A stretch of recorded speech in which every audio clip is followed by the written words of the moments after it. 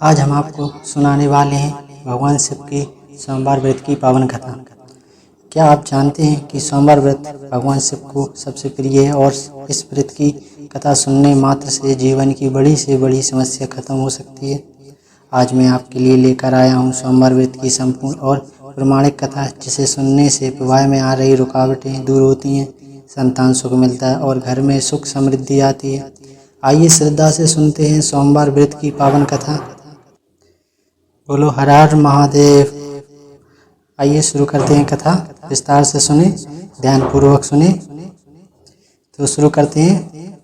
ये बहुत समय पहले एक नगर में एक अत्यंत धर्मात्मा व्यापारी रहता था। उसका जीवन बहुत ही सुखमय था, लेकिन उसकी सबसे बड़ी चिंता यह थी कि उसकी कोई संतान नहीं थी। संतानहीनता के कारण वह हर समय चिंतित और दुखी रहता था।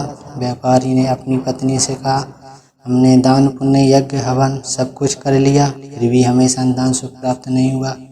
हम अब भगवान शिव के शरण में चाहना चाहिए, वहीं हमारी मनोकामना पूरी हो कर सकते हैं। दोनों पति पत्नी ने नियमित रूप से सोमवार का व्रत रखना प्रारंभ कर दिया। वे शिवलिंग पर बेलपत्र, जल और दूध चढ़ाकर भगवान शिव से प्रार्थना करने लगे कि उनकी यह निष्ठा देखकर भगवान शिव प्रसन्न हुए और वरदान दिया, वत्स, तुम्हारे घर एक सुंदर पुत्र का जन्म होगा, लेकिन ध्यान रहे कि उसके जीवन में कई बाधाएं आएंगी। यदि तुम सोमवार व्रत और कथा का पालन करते रहोगे तो उसका जीवन सुरक्षित रहेगा। समय बीतने पर व्यापारी की पत्नी ने एक सुंदर बालक को जन्म दिया। पूरा परिवार खुशी से झूम उठा। बालक धीरे धीरे बड़ा होने लगा। जब वह 5 वर्ष का हुआ, अचानक वह गंभीर रूप से बीमार पड़ गया। व्यापारी और उसकी पत्नी दुख में डूब गए। उन्होंने भोजन पानी तक त्याग दिया। उन्होंने भगवान शिव से प्रार्थना की, हे भोलेनाथ, आपने ही हमें यह पुत्र दिया, कृपा कर इसे स्वस्थ कर दे। व्यापारी ने पुनः सोमवार का व्रत प्रारंभ कर दिया। लगातार व्रत और पूजा के प्रभाव से बालक की बीमारी ठीक हो गई। कुछ वर्ष बाद जब बालक बड़ा हुआ, उससे विवाह योग्य समझकर व्यापारी ने उसका विवाह एक सुशील कन्या से कर दिया। लेकिन विवाह के कुछ समय बाद ही पुत्र को सांप ने काट लिया और वह मर गया।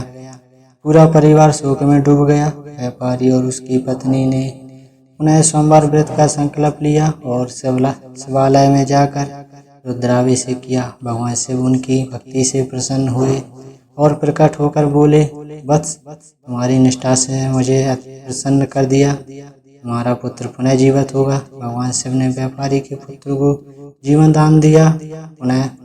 पुत्र पुनः जीवित होकर घर लौटा। व्यापारी का परिवार भगवान शिव का गुणगान करने लगा। तभी से सोमवार व्रत से वो अत्यंत फलदायी और मनोकामना पूर्ण करने वाला माना जाता है। अगर आप सोमवार व्रत करते हैं तो उसका फल क्या होगा?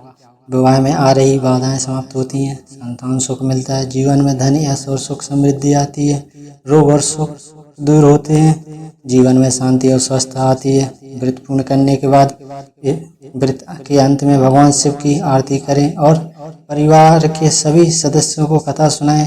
कथा सुनाने से ही व्रत पूर्ण माना जाता है। उसके बाद प्रसाद बांटे और व्रत समाप्त करें। और व्रत समाप्त करने के बाद आपको अगर व्रत की विधि मैं बताता हूँ, जैसे व्रत की पूजा और विधि कैसे करना है आपको। पहले व्रत वाले दिन प्रातः काल स्नान कर स्वच्छ और सफेद वस्त्र पहने घर की पूजा स्थल या शिवालय में भगवान शिव का चित्र अथवा शिवलिंग स्थापित करें। सबसे पहले गंगा जल से शिवलिंग का अभिषेक करें। फिर कच्चे दूध, दही, घी, शहद और शक्कर से पंचामृत बनाकर शिवलिंग का स्नान कराएं। उसके बाद पुनः गंगा जल चढ़ाएं, बेलपत्र धुलाएं, सफेद पुष्प, चंदन, अक्ष, भस्म आपूर्ति करें। अगर संभव हो तो शिवलिंग पर सफेद चंदन का तिलक करें। धूप दीपक जलाकर भगवान शिव का ध्यान करें और व्रत कथा सुने। पूरे दिन फलाहार या व्रत नियम के अनुसार भोजन करें। शाम को पुनः भगवान शिव की पूजा कर आरती करें और व्रत की संकल्प करें। इस प्रकार आपकी कथा संपूर्ण होती है। और इसका अगर आपको इसकी महत्व, जैसे सोमवार का व्रत रखते हैं उन लोगों के लिए जानते हैं इसका महत्व। सोमवार का दिन भगवान शिव को समर्पित माना जा गया है। यह व्रत विशेष रूप से उन लोगों के लिए फलदायी है जो संतान सुख, धन, यश और मनोकामना की पूर्ति चाहते हैं। सोमवार व्रत को जो शिव जी को प्रसन्न करने का सबसे सरल मार्ग माना जाता है। कहते हैं कि जो श्रद्धापूर्वक यह व्रत करता है उनके जीवन से सभी संकट, रोग, शोक और दरिद्रता दूर हो जाती है। इसी प्रकार अपनी कथा समाप्त हो जाती है, जिसमें इसमें मैंने आपको कथा करने की विधि, सोमवार का व्रत की महत्व और आपको अन्य सामग्री बताई। इसको ध्यान से करें और ऐसी कथाएं और भी सुनने के लिए हमारे चैनल को लाइक करें, शेयर करें, सब्सक्राइब करें, जिससे आपके लिए और भी नई कथाएं मैं ला सकूं।